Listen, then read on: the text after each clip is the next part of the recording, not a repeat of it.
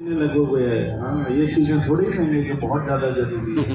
ये दीजिए, कृष्ण का संबोधन है। अपने बच्चों को सबसे पहले सत्य का पाठ पढ़ाएं, सत्य निष्ठा पहली चीज। दूसरी है पवित्रता। बच्चे को ये सीख दीजिए, बेटा मन धन तन इनको पवित्र करके रखिए। तीसरी बात है ईमानदारी। लेकिन स्वयं ही चोर डकैत डाकू हैं तो बच्चों को कहां से ईमानदार बनाएंगे? बात तो ये है ना। वही बात है कि एक कोई बच्चा सिगरेट पी रहा था तो साधु ने कहा अभी तुझे बताता हूँ, तेरे बाप के पास लेकर के जाता हूँ, तो इतना बिगड़ा है, सिगरेट पीता है। तो महात्मा उसको पकड़ के लेकर के गया तो वहां जाकर के देखा तो सिगरेट ही है, लेकिन बाप को पौआ लगा रहा है, बोतल लगा रहा है। क्या शिकायत करें आप?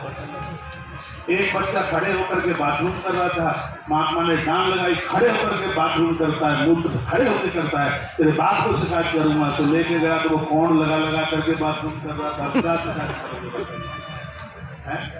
चोर की दाढ़ी में तनखा वाली बात मुहावरा जो महाराज खुद ही जिनके अंदर दुनिया भर के दोष भरे पड़े हैं, वो संदेश कहाँ से देंगे?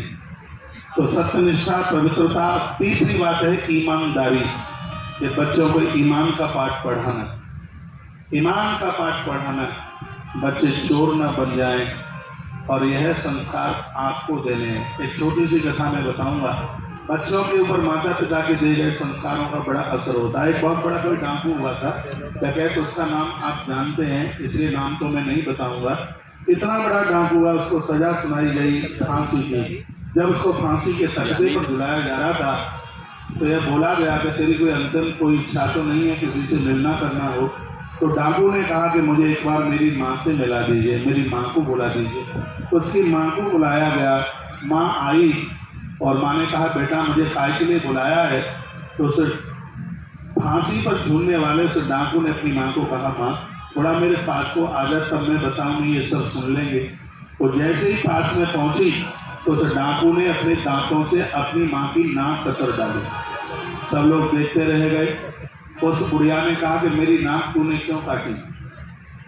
तो वो कहता है माता जिसका बेटा फांसी पर कुकर्मों के साथ जुड़ा हो तो उसकी माँ के मुंह पर नाक रहनी नहीं चाहिए। आज मैं फांसी के तख्ते पर जुड़ रहा हूँ सिर्फ तेरी वजह से। हमारे मध्य में नोएडा गाजियाबाद से श्री एस.सी. शर्मा जी आपका आना हुआ है। बड़े परम भक्त हैं, कथा यहाँ चल रही है। इधर बैठिए। कितनी दूर से आप चल करके आए हैं यहाँ इस भरे पंडाल में, आपका बहुत आदर है। तालियों के साथ शर्मा जी का आदर आप करें। मैं वही कथा में आपको जोड़ रहा हूँ। माँ आज मैं इस फांसी पर जुड़ रहा हूँ सिर्फ और सिर्फ तेरी वजह से। उस माँ ने कहा मेरी वजह से क्यों? तब वो कहने लगा माँ सबसे पहले मैं सब्जी मंडी से मैं बैगन चुरा करके लाया था और मैंने तुझे बताया था कि मैं चोरी करके लाया हूँ। तूने मुझे डांटा नहीं, तूने मुझे फटकार नहीं लगाई, तूने सब्जी इतने प्रेम से बनाई और खाई। उसके बाद में मैं विद्यार्थियों के बच्चे चुराता रहा, किताबें चुराता रहा, कभी तुमने मना नहीं किया।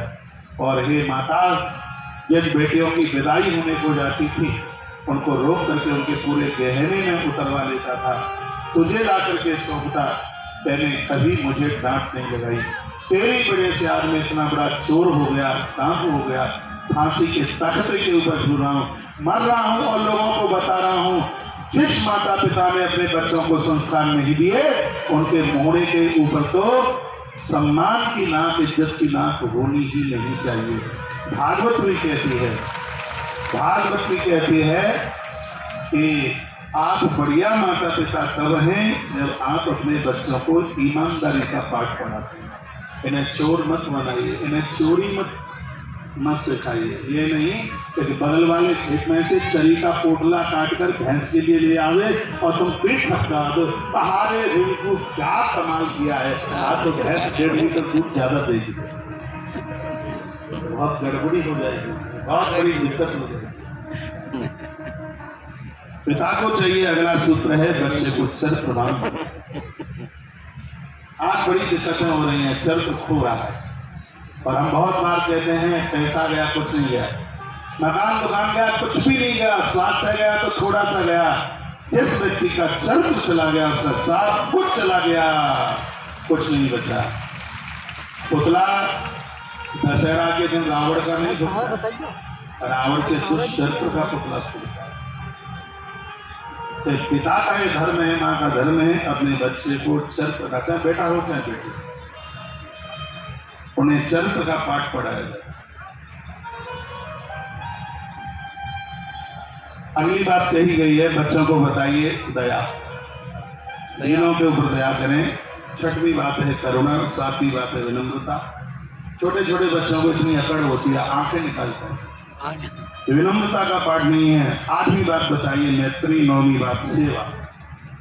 आप में से बहुत लोग बैठे हुए हैं जिन्होंने अपने माता पिता के चरण दबाए, रात रात 2-2 घंटा माता पिता के टांगे चरण दबा दबा करके सोते थे। श्री भक्त और राम जी के बीच चरित्र में ऐसा मिलता है। हमारे और आपके बीच में भी ऐसे बहुत लोग हैं। आज तो पाम दबाने की बात करते हो, आज तो पाम काट और डालेंगे, तुम दबाने की कहोगे।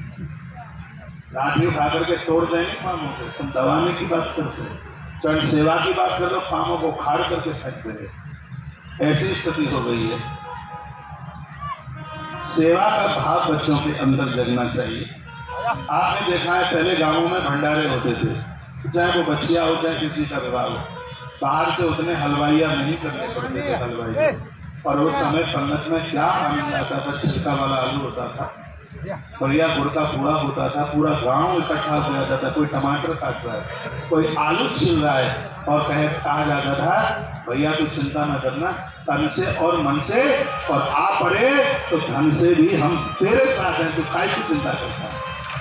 आप एक कुर्सी में पांच पसारने वाला भाई संग नहीं मिलता। एक बात मैं आपको सुना रहा हूँ। भगनी निवेदिता पूज्य स्वामी विवेकानंद महाराज की शिष्या थी, विदेश से आई और उसको एक गांव में ले जाकर के खड़ा कर दिया जहां किसी की शादी थी, जिसमें 150 माताएं पूड़ियां बना रही थी, अपना अपना चकला और बेलन लेकर के